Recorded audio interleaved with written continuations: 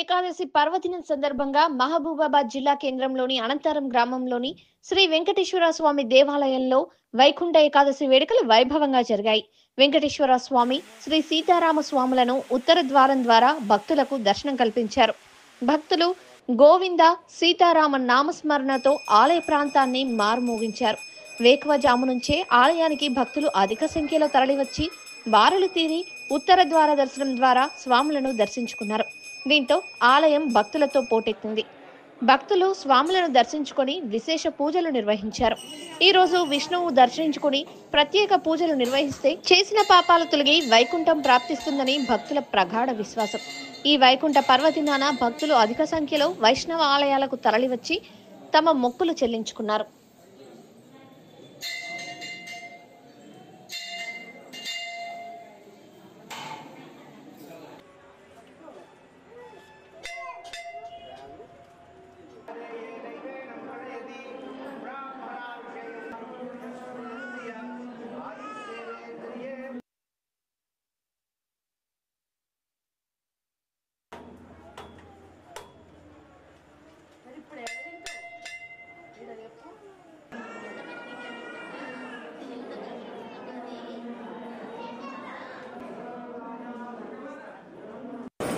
ప్రియ భగవద్బంధువులకు వైకుంఠ ఏకాదశి పర్వదివస శుభాకాంక్షలు, శుభ ఆశీస్సులు. సమస్త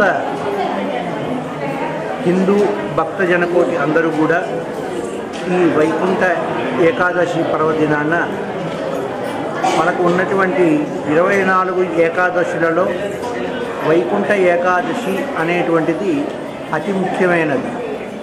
ఎందుకంటే ఈ ఒక్క ఏకాదశి నాడు మనం ఉపవాసం ఉండగలిగితే తగిన 23 ఏకాదశులు కూడా మనం ఉపవాసం ఉన్నట్టే. అదేవిధంగా ఈరోజు స్వామివారు ఉత్తర ద్వారంగా, అంటే వెలసినటువంటి స్వామివారు ఏ ద్వారంగానైనా వెలుస్తారు. ప్రతిష్టాపన చేసేటువంటి స్వామివారు తూర్పు ద్వారాన్నే ఉంటారు. అంటే స్వామివారు పడమర ముఖాన్ని చూస్తూ ఉంటారు. భక్తులంతా కూడా తూర్పు ముఖంగా సేవించుకుంటూ ఉంటారు. ఈ వైకుంఠ ఏకాదశి నాడు ప్రత్యేకత ఏంటంటే ఉత్తర ద్వారంగా స్వామివారిని మనం దర్శించుకున్నట్టయితే మనం చేసుకున్నటువంటి సమస్త పాపకార్యాలు కానీ ఏదైనా కానీ తెలిసి కానీ తెలియక కానీ చేసినటువంటి దోషాలు ఏదైనా ఉన్నట్టయితే అవన్నీ కూడా నివృత్తి అవుతాయి అని శాస్త్రం చెప్తుంది. మనకి ప్రాచీన సంస్కృతి నేర్పింది ఏంటంటే వైకుంఠ ద్వారం ద్వారా ఎవరైతే స్వామివారిని సేవించుకుంటారో వారు వైకుంఠ ప్రాప్తిని చెందుతారు.